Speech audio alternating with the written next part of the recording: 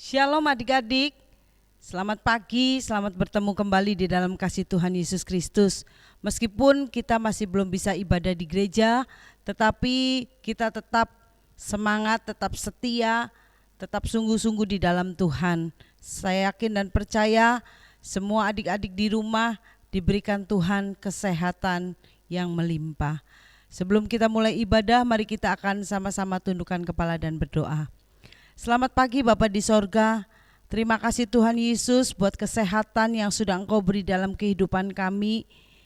Tuhan, kami sedih tidak bisa ibadah di gereja, tetapi kami tetap bersuka cita karena Engkau masih memberikan kesempatan bagi kami semua untuk kami boleh beribadah di rumah kami masing-masing. Biarlah Tuhan, kami tetap dipelihara Tuhan, diberikan kekuatan yang daripada Tuhan untuk dapat sungguh-sungguh di dalam-Mu.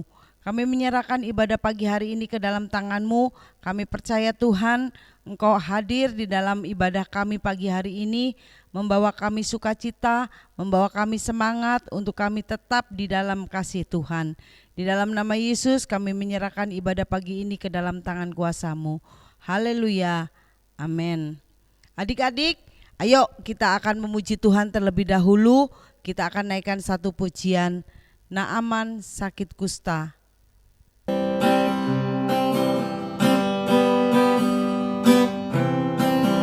Naaman sakit kusta disuruh Elisa menyelam 7 kali di sungai Yordan. 1, 2, 3, 4, 5, 6, 7, sembuhlah Naaman. Naaman sakit kusta disuruh Elisa menyelam 7 kali di sungai Yordan. 1, 2, 3, 4, 5, 6, 7, sembuhlah Naaman. Ayo, tadi kalian semua sudah memuji Tuhan dengan sukacita? Ya, pasti Tuhan, kalau Tuhan sudah memberikan kesembuhan bagi Naaman, Tuhan juga pasti akan memberikan kesembuhan. Mungkin ada adik-adik yang dalam keadaan sakit, Tuhan pasti akan memberikan kesembuhan juga. Ayo kita akan mendengarkan firman Tuhan lewat pemutaran film. Sebelumnya kita akan kembali berdoa.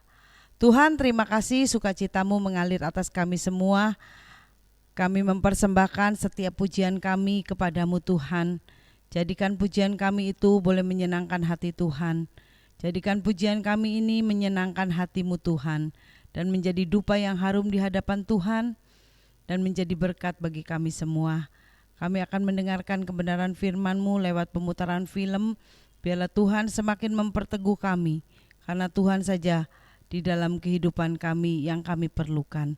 Terima kasih Bapa di sorga, di dalam nama Yesus, haleluya, amin.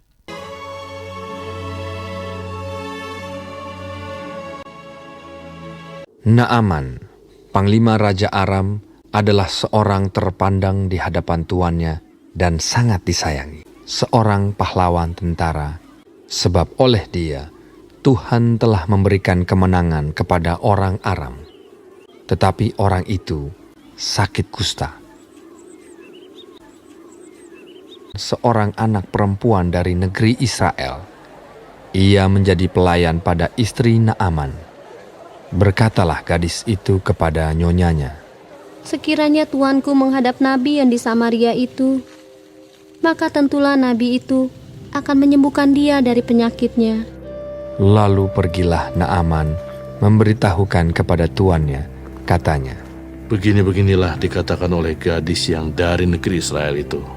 Maka jawab Raja Aram, "Baik, pergilah, dan aku akan mengirim surat kepada Raja Israel." Lalu pergilah Naaman dan membawa sebagai persembahan 10 talenta perak dan 6.000 shikal emas dan 10 potong pakaian.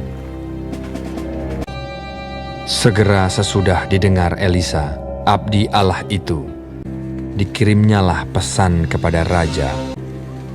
Biarlah ia datang kepadaku, supaya ia tahu bahwa ada seorang nabi di Israel. Kemudian datanglah Naaman dengan kudanya dan keretanya, lalu berhenti di depan pintu rumah Elisa.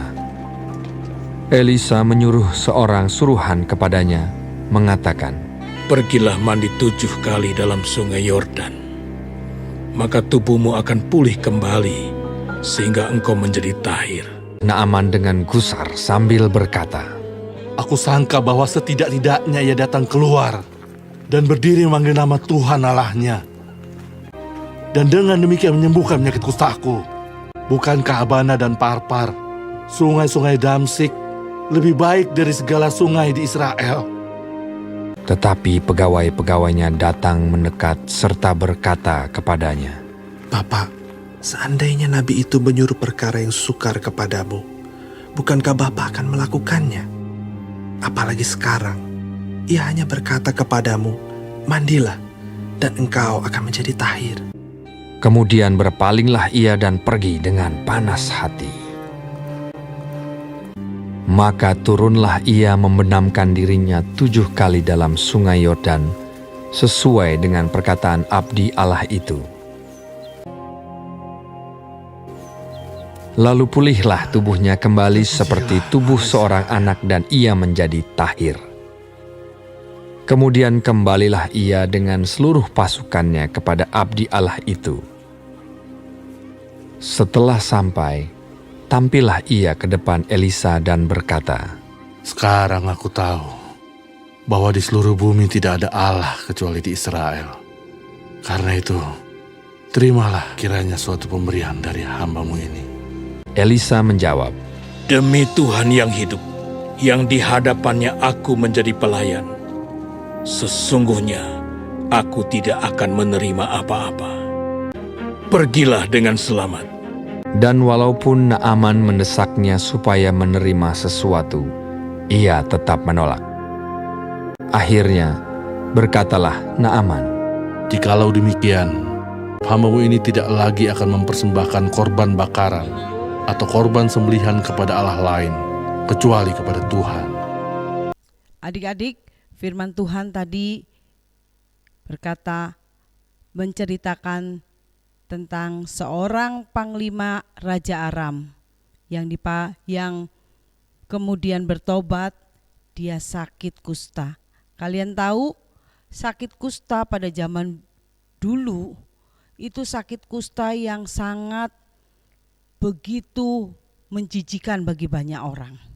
Biasanya orang yang sakit kusta itu suka dikucilkan. Tidak boleh ada orang yang mendekat, dikucilkan. Naaman dia sakit kusta. Waktu Naaman kena sakit kusta, tadi melihat juga ada seorang gadis kecil yang berkata kepada istri Naaman, kalau Nabi Elisa bisa menyembuhkan, ayo Bapak Naaman dibawa ke Nabi Elisa. Dan waktu dengar apa yang dikatakan oleh anak kecil ini, Naaman kemudian izin kepada Raja Aram. Dia katakan, Tuan, saya mau datang ke sana supaya saya bisa sembuh. Ada seorang nabi yang bernama Nabi Elisa yang bisa menyembuhkan, katanya seperti itu. Dia membawa surat, lalu raja bilang, sudah berangkat saja ke sana. Apa yang dibawa banyak sekali. Tadi di situ kita melihat ada 10 talenta perak yang dibawa. Ada 6.000 sikal emas yang dibawa. Ada baju, 10 baju yang dibawa untuk dipersembahkan pada Elisa. Naaman kemudian bersama rombongan dia datang. Ya toh, kita melihat semua. Waktu dia datang dikatakan suruh mandi 7 kali di sungai Yordan. Wih, pertama dengar seperti itu Naaman kan kecewa. Tetapi Naaman kemudian menuruti apa yang dikatakan oleh Nabi Elisa. Dia mandi di sungai Yordan. Dia berendam 1, 2, sampai 7 kali. Dan apa yang terjadi? pada saat dia hitungan ketujuh, Naaman bersih tubuhnya. Naaman disembuhkan oleh siapa? Tuhan Yesus. Tuhan Yesus yang menyembuhkan lewat Nabi Elisa yang berkata supaya Naaman berendam di sungai Yordan 7 kali. Ya, setelah itu, sukacita sekali Naaman. Dia bersukacita, dia kembali lagi ke raja. Dia kembali lagi ke Elisa. Waktu itu dia mau mempersembahkan persembahan sebagai ucapan terima kasih, tetapi apa? Elisa tidak menerima. Karena apa? Karena Elisa mau melakukan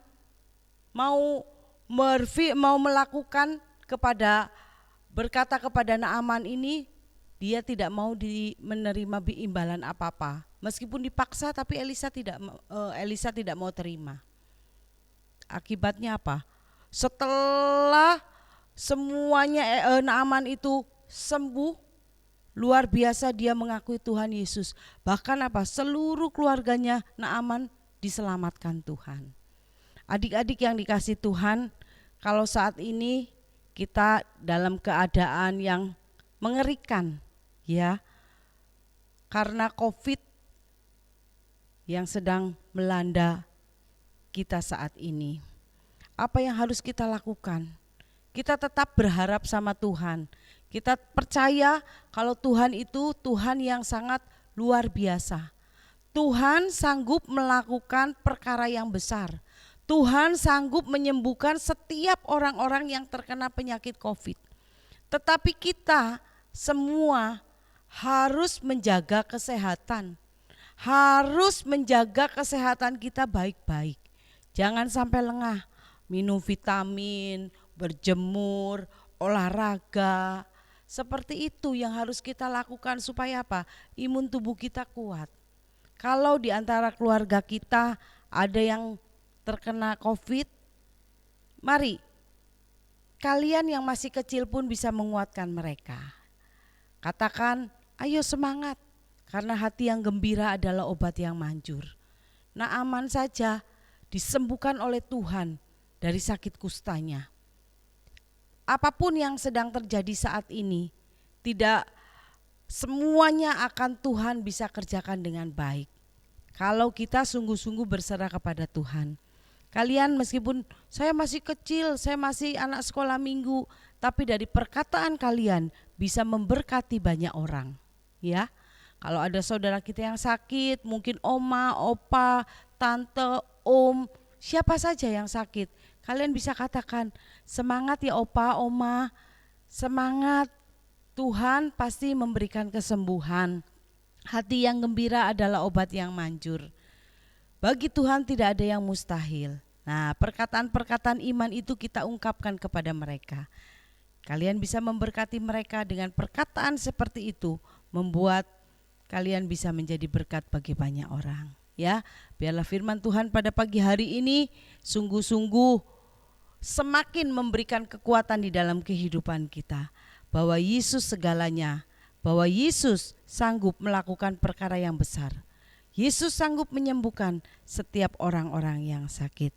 Biarlah firman Tuhan pagi hari ini membekali kita semua. Mari kita akan akhiri, kita akan berdoa. Tuhan, terima kasih buat segala kebaikan Tuhan dalam kehidupan kami. Kami bisa melihat kalau Naaman saja bisa disembuhkan Tuhan dari penyakit kusta. Kami percaya Tuhan, saat ini keadaan yang sedang melanda kami, COVID, biarlah Tuhan sendiri yang akan bertahta, Tuhan sendiri yang akan berkarya. Tuhan, Kau akan menjamah setiap anak-anak-Mu yang dalam keadaan sakit. Siapapun mereka, kami percaya Tuhan, Kau mengampuni, Kau menyembuhkan, dan mujizat-Mu dinyatakan. Terima kasih Bapa di sorga buat kebaikan Tuhan. Pagi hari ini kami sudah beribadah, dan biarlah melalui ibadah kami pada pagi hari ini, nama Tuhan selalu dipermuliakan. Kami menyerahkan seluruhnya ke dalam tangan-Mu, hanya di dalam nama Tuhan Yesus Kristus. Haleluya, amin. Tetap semangat ya adik-adik ya, Tuhan memberkati.